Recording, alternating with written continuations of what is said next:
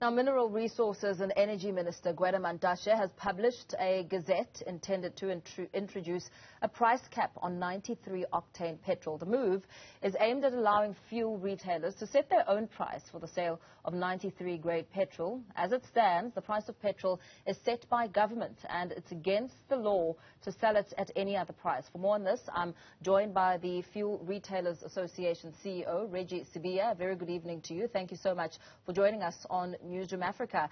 Now, this announcement sounds like a good plan in theory. Is it really practical? Good evening, MO. Look, I mean, the minister can actually obviously impose such a regulation where he sets a maximum price. And just to correct it, it's retailers are not really going to set their own prices. There's going to be a maximum price that will be set by the government. But what it says that then retailers cannot sell above that maximum price, but they can discount below.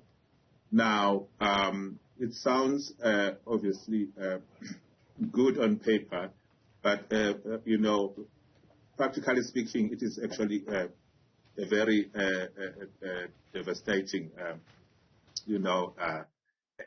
regulation in that it actually going to affect jobs in big way. Paul, if I may just unpack 3 areas that are going to be impacted, especially the jobs, is the SMME development, and then its transformation.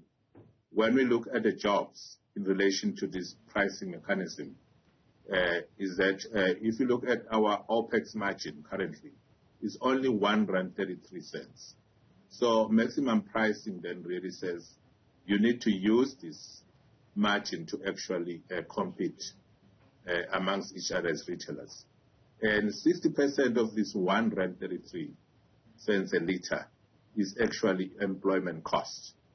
So it means the only way we can actually be able to compete is to cut down on the employment cost in the margin, which then will result in the erosion of jobs. And that is not something that we want to see, and that's not something that is in line with the National Development Plan. And it doesn't add any value to our current crisis on unemployment. And I want to actually emphasize this because there's a narrow and very misleading narrative which says because self-service is prohibited, then jobs are protected.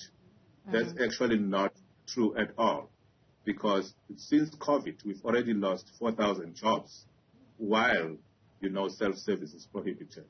And when margins are compromised and we have to cut down employment cost from the margin, it automatically means that we're going to lose jobs. And then secondly, on SMME development, if you look in countries like Germany and UK, where there's deregulation, when deregulation was introduced, it effectively took away the whole issue of entrepreneurship development because the business owners and the investors could not really sustain their business anymore, and they disinvested from the market. And then what happened is that the oil companies then just employed glorified managers to run those service stations and earn a salary.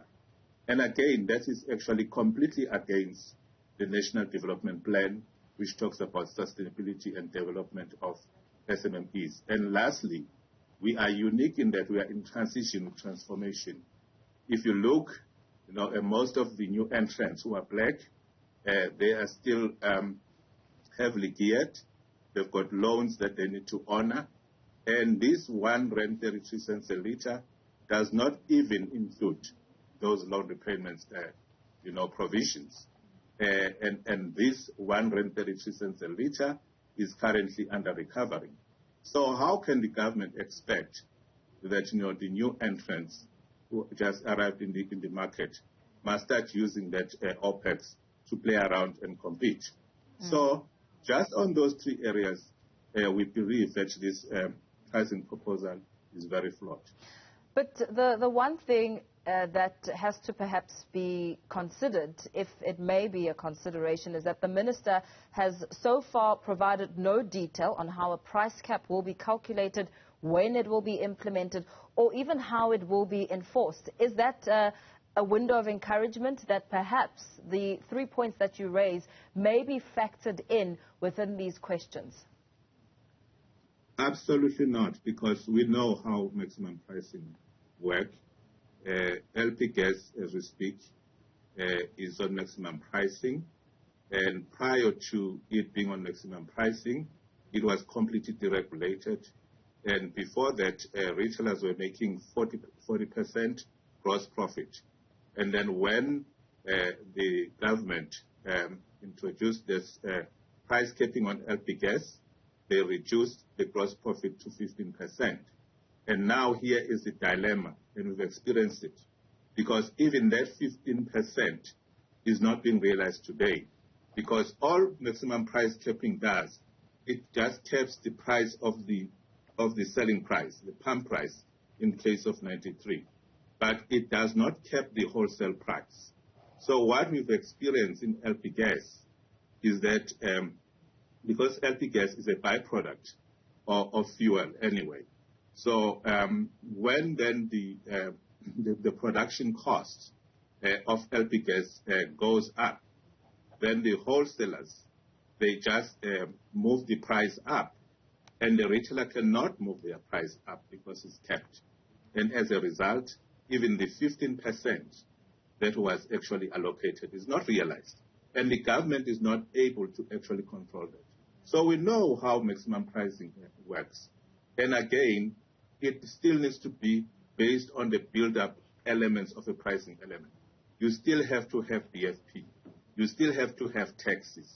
You still have to accommodate the margins. But the problem is that the margins that are already in there are under-recovering, and they are very thin, and then to expect that retailers will play around with those margins is actually is a killer. And also, it also creates unfair competition, because currently, there is a lot of what we call illegal trading in our industry. You have these wholesalers who are now selling directly to public, and they are cutting prices, and they are stealing customers away from the retailers.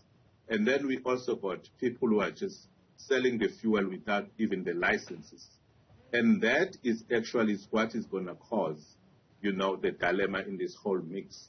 Because it is those people who are actually getting the product at a wholesale price and are retailing, or are getting the product illegally and are retailing, and they are avoiding taxes, so they are able to discount. And then they're going to force retailers with this compromise margin already to actually compete with them. And really, the only outcome out of that unfair competition is that we're going to lose jobs. That is a given. We're going to have, entrepreneurs being driven out of their businesses. And we're going to see glorified managers coming in. And we're going to see transformation just failing. It is actually just not the right timing for it. There is no rationale for it. 93 octane is still very significant amount of volume in the inland areas. And we do not actually understand how the government, which is supposed to be regulating to sustain businesses, to sustain jobs, and to improve transformation, can actually come with such the worst form of regulation, in particular for 93 octane. The reason we did not see a lot of impact on this maximum pricing on LP gas is because LP gas was a low volume product in the service stations. So when actually this happened, just retailers decided not to stock it. So you're saying, sorry, if you'll allow me just to interrupt you there, it won't bring cheaper fuel, it will only, but only more price volatility. Does it now explain perhaps the questions around why Minister Mantashe was sitting on this pronouncement for 3 weeks? Would that now be some of the factors that are roped in to give more depth on why it's been such a long gap, and also perhaps talk to some of the solutions that government should be speaking to right now, because you say this pronouncement is a bit off when it comes to timing. Yeah, so what we actually saying is that first, the reason for the delay, if you remember, this was the government's first intention was to implement this in June. And then when they came with this to us, we obviously pushed back in terms of saying, firstly, we need to have a proper due process in place. There needs to be proper consultations. And so we've been having those engagements with the department. And part of the process was then to actually gazette for public comments so that there's broader participation. So we are aware of the process. But also what then is happening behind the scenes, and which still needs to happen more, is to look at the merits and demerits of the system. All we're saying is that, well, don't really fix what is not broken. We're not saying, the current regulation is a panacea for everything. We do actually understand that there are factors beyond our control in South Africa. The fact that we are a net importer of fuel, has got nothing really with how we regulate the prices. The fact that the rand-dollar exchange is not in our favor has got nothing to do with how we regulate. Regulation is in place to actually ensure that there is a balance between consumer interest, SMME interest, security of supply interest, and the broader socio-economic interest. So it's a very, very complex and very important balance for the regulator. You cannot, due to temporary pressures like geopolitical pressures, and change regulations in response to that is not the solution. And right now, Paul, if you look at the current trends on fuel prices globally, they are actually declining. Probably the next announcements will be looking at, a decrease of more than 150 cents a liter. And the trends shows that will actually be with us for the coming 6 months or so.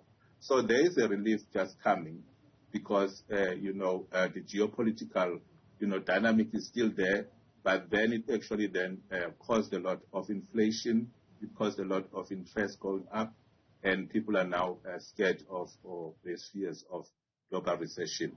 But those factors have got nothing to do with the regulating to ensure that there's sustainability of jobs, there's sustainability of SMMEs, and more importantly, that the transformation, is actually looked after in this transition. And very quickly, Mr. Sibiya, if you'll allow me here, earlier this month, the DA submitted legislation to deregulate the price of petrol, estimating that it could essentially mean the petrol price then is 9 rand a litre. How does that differ to the process of deregulating? Good question. So what the DA is calling for is complete deregulation.